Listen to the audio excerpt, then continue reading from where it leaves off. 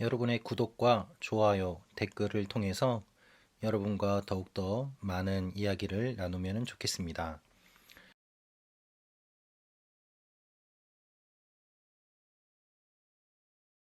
오늘 하나님께서 우리에게 주시는 말씀은 요한복음 7장 14절에서 24절입니다. 저부터 한 절씩 교독하도록 하겠습니다. 명절이 반쯤 지났을 때에야 비로소 예수께서는 성전으로 올라가 가르치기 시작하셨습니다. 유대 사람들은 놀라서 말했습니다. 이 사람은 배우지도 않았는데 어떻게 이런 것을 아는가? 예수께서 대답하셨습니다. 나의 가르침은 내 것이 아니고 나를 보내신 분의 것이다. 누구든지 하나님의 뜻을 따르려는 사람은 이 가르침이 하나님에게서 온 것인지 내가 내 마음대로 말하는 것인지 알 것이다. 자기 마음대로 말하는 사람은 자기가 영광을 받으려고 하는 것이다. 그러나 자기를 보내신 분의 영광을 위해 일하는 사람은 진실하며 그 안에 거짓이 없다. 모세가 너희에게 율법을 주지 않았느냐? 그러나 너희 중에 율법을 지키는 사람이 하나도 없구나. 도대체 너희는 왜 나를 죽이려 하느냐? 무리가 대답했습니다. 당신은 귀신 들렸소. 누가 당신을 죽이려고 한다는 것이오? 예수께서 그들에게 말씀하셨습니다. 내가 한 가지 일을 행하자 너희 모두가 놀랐다. 모세가 너희에게 할례법을 주었기 때문에 너희는 안식일에 할례를 베풀고 있다. 사실 할례는 모세에게서 온 것이 아니라 그 전 조상들에게서 온 것이다. 그래서 너희는 안식일에도 사람들에게 할례를 베푸는 것이다. 이와 같이 모세의 율법을 어기지 않으려고 사람이 안식일에도 할례를 받는데 내가 안식일에 사람의 온몸을 성하게 해주었다고 해서 너희가 어찌 내게 화를 내느냐? 겉모양으로만 판단하지 말고 공정하게 판단하라. 아멘. 우리 24절 다시 읽겠습니다. 시작. 겉모양으로만 판단하지 말고 공정하게 판단하라. 오늘의 말씀 요약도 같이 읽겠습니다. 시작. 예수님이 성전에서 가르치시며 이 가르침은 하나님에게서 온 것이라 하십니다. 유대인들은 예수님이 귀신 들렸다고 합니다. 예수님은 그들이 율법을 범하지 않으려 안식일에도 할례를 행하면서 사람을 고친 자신에게 왜 화를 내는지 반문하시며 겉모양으로 판단하지 말고 공정하게 판단하라 하십니다. 아멘. 오늘 제목은 하나님 영광을 구할 때 하나님 뜻을 알게 됩니다 라는 것입니다. 오늘 말씀을 통해서 우리가 묵상할 수 있는 몇 가지 내용이 있습니다. 먼저 첫 번째로 묵상할 수 있는 것은 예수님이 순종하신 것처럼 우리도 순종하게 하옵소서입니다. 예수님이 순종하신 것처럼 우리도 순종하게 하옵소서. 우리 14절부터 17절 말씀 다시 읽도록 하겠습니다. 시작. 명절이 반쯤 지났을 때에야 비로소 예수께서는 성전으로 올라가 가르치기 시작하셨습니다. 유대 사람들은 놀라서 말했습니다. 이 사람은 배우지도 않았는데 어떻게 이런 것을 아는가? 예수께서 대답하셨습니다. 나의 가르침은 내 것이 아니고 나를 보내신 분의 것이다.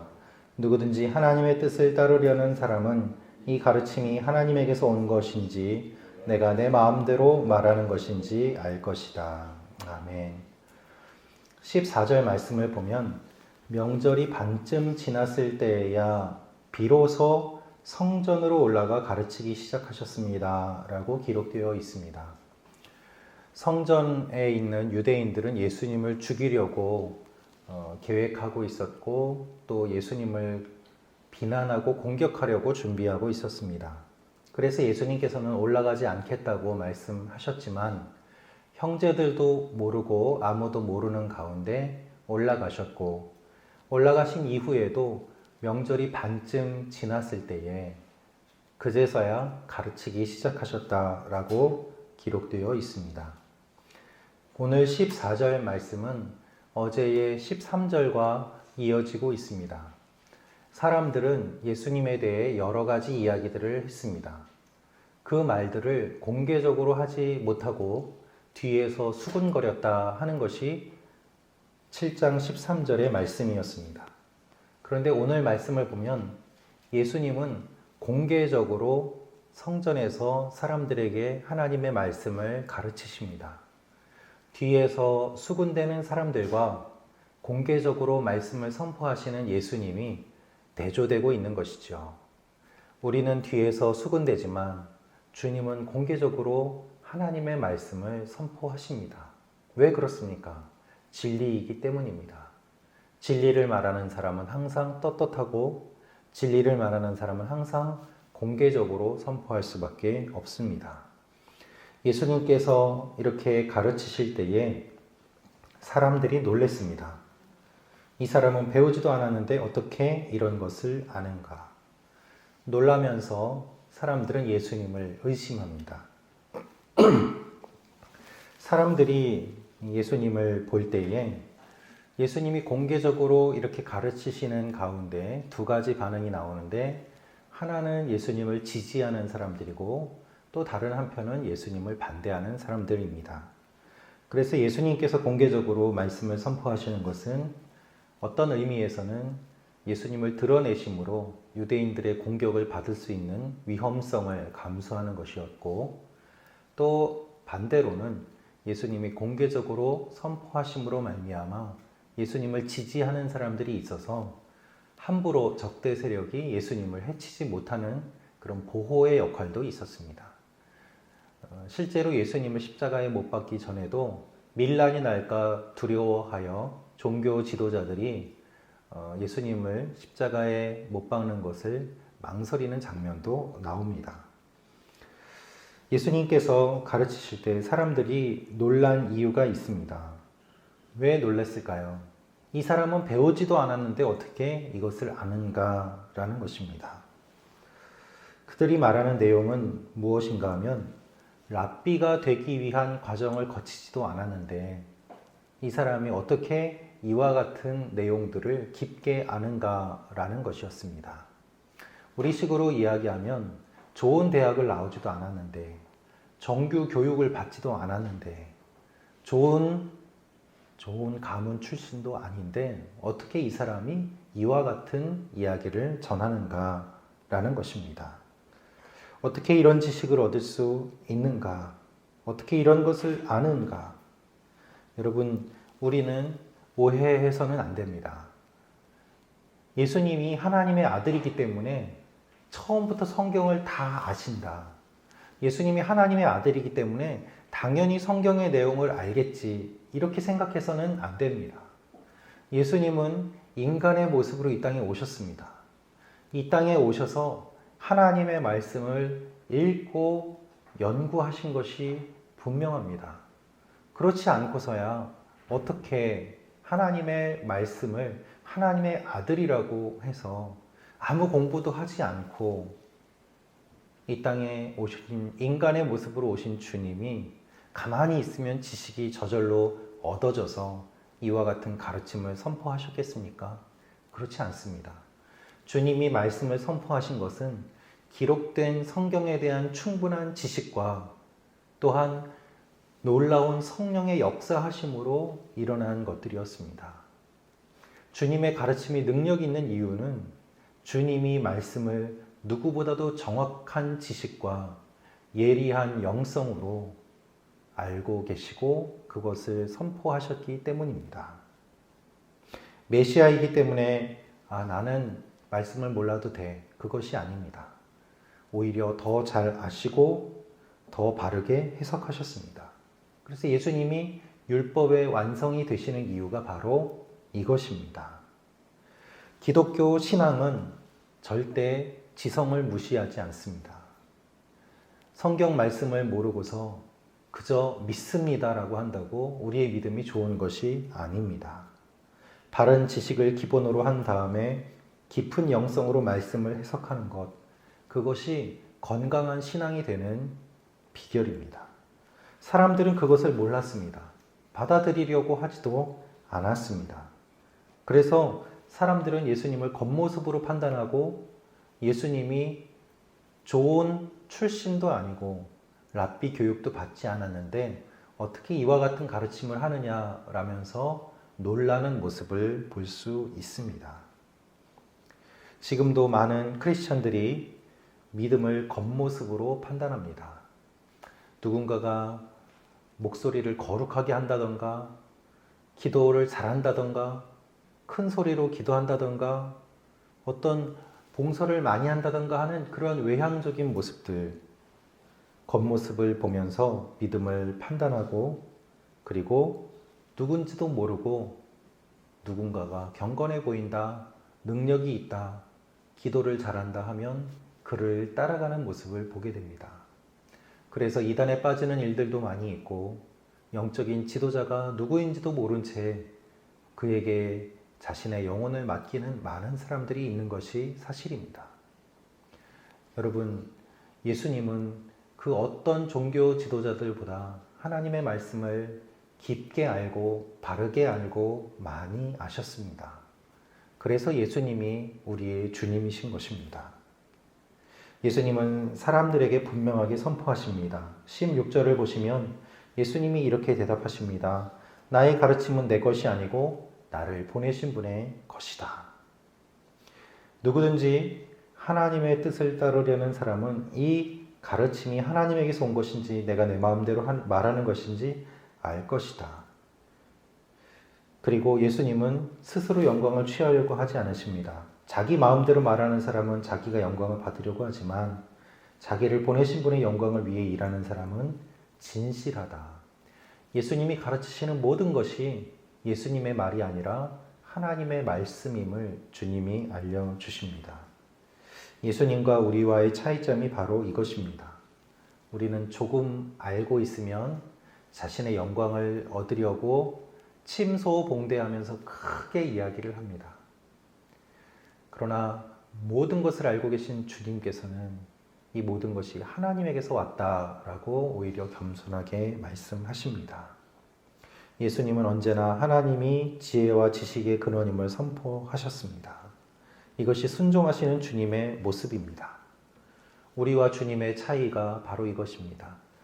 아주 적게 알면서도 많이 아는 것처럼 허세를 부리는 우리와 모든 것을 아시면서도 모든 영광을 돌리는 예수님의 차이입니다. 오늘 우리는 누구를 따라가야 되겠습니까?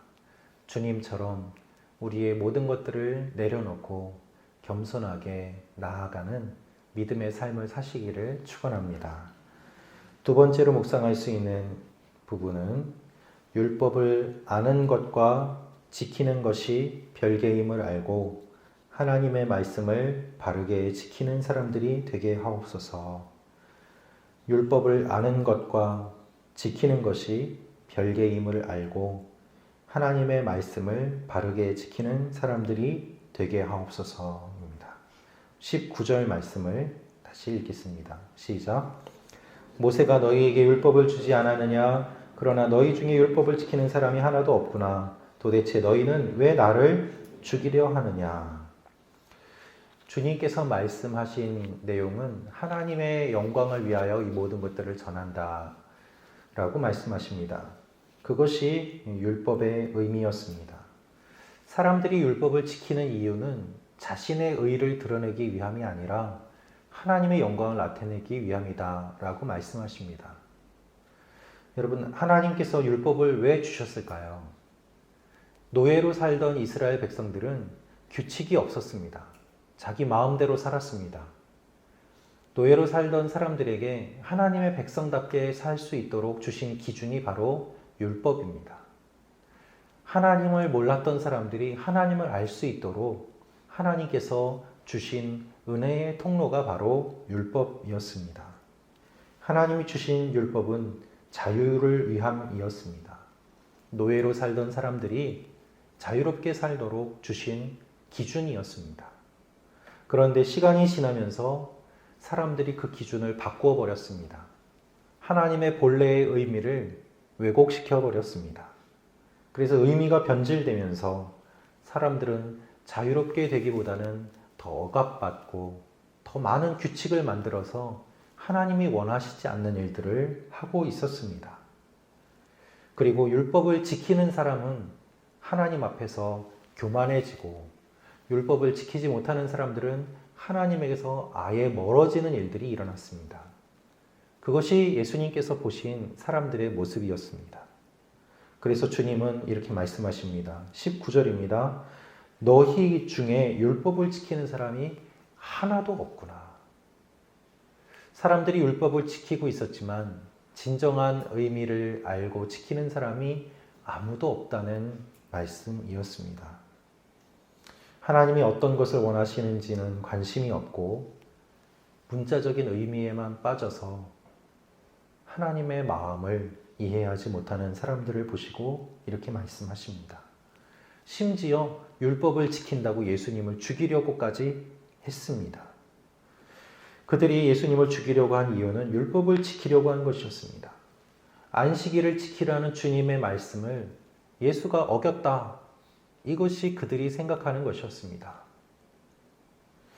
그러나 하나님이 진정 원하시는 것은 무엇입니까? 안식일에 사람을 살리는 것이었습니다. 그들은 율법을 알았지만, 율법을 지켰지만 진짜 율법을 아는 것이 아니고 진짜 지킨 것이 아니었음을 주님이 말씀하십니다. 율법을 아는 것과 율법을 지키는 것이 별개였던 것이죠.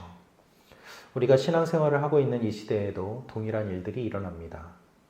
우리의 짧은 지식으로 많은 것들을 판단하고 정죄하는 일들이 일어납니다. 주님이 말씀하시는 진정한 의미가 무엇인지는 알지 못한 채 서로 성경을 들이대면서 자신의 주장이 옳다고 싸우는 일들이 있습니다. 그것은 잘못된 것입니다. 우리가 성경을 읽을 때에 성경에 기록되어 있는 것과 성경적이라는 의미를 잘 분별해야 합니다.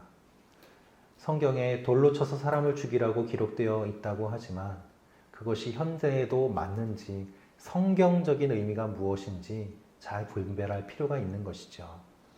주님은 그것을 말씀하고 계십니다. 그래서 지성과 영성을 사용하여 주님의 말씀을 바르게 분별하고 지킬 필요가 있습니다. 그래서 이렇게 기도해야 될 것입니다. 주님, 오늘도 주님의 말씀을 바르게 알고 분별하게 하옵소서. 지혜와 계시의 영을 부어 주옵소서. 이렇게 기도하시는 여러분과 제가 되기를 축원합니다. 세 번째로 묵상할 수 있는 것은 겉모양으로 판단하지 말고 바르게 분별하게 하옵소서. 겉모양으로 판단하지 말고 바르게 분별하게 하옵소서. 23절, 24절 말씀 같이 읽겠습니다. 시작. 이와 같이 모세의 율법을 어기지 않으려고 사람이 안식일에도 할례를 받는데 내가 안식일에 사람의 온몸을 성하게 해주었다고 해서 너희가 어찌 내게 화를 내느냐. 겉모양으로만 판단하지 말고 공정하게 판단하라. 예수님은 안식일의 진정한 의미를 설명하시며 그 예로 할례를 말씀하십니다. 할례는 무엇입니까? 할례는 신체의 일부를 칼로 자르는 것입니다. 칼로 자르면 피가 납니다. 피를 흘리는 것은 생명을 흘리는 것이고 죽음을 상징합니다. 모세의 율법을 어기지 않으려고 너희가 안식일에 피도 흘리는데 왜 온전한 몸을 만들기 위해서 생명을 주는 나를 나쁘다고 이야기하느냐. 너희는 온전한 몸의 신체의 일부를 자르는 것도 행하면서 왜 신체가 건강하지 않은 사람을 온전케 하는 나를 죽이려고 하느냐. 이것이 예수님의 말씀인 것입니다. 여러분이 생각하시기에 어떤 것이 정답입니까? 주님의 말씀이 맞는 것 아니겠습니까?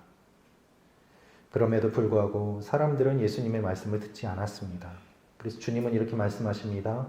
겉모양으로만 판단하지 말고 공정하게 판단하라.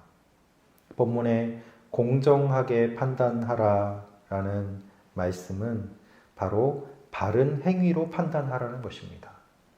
나의 배경과 외모와 다른 것들을 보지 말고 내가 무엇을 하는지 보고 판단하라는 것이죠. 우리가 사람을 볼 때에도 겉모습으로 볼 것이 아니라 어떠한 삶을 살아가는지를 보고 판단하는 것이 중요하지 않습니까? 주님은 사람을 살리셨습니다. 그 행위로 판단하라. 그렇게 판단한다면 예수님을 죽이려는 것이 얼마나 잘못된지를 알 것이다 라는 것입니다. 오늘 하루 우리가 바른 일들을 하며 바른 믿음을 가지고 바르게 판단하며 하나님 앞에 나아가는 하루가 되시기를 축원합니다. 같이 기도하겠습니다.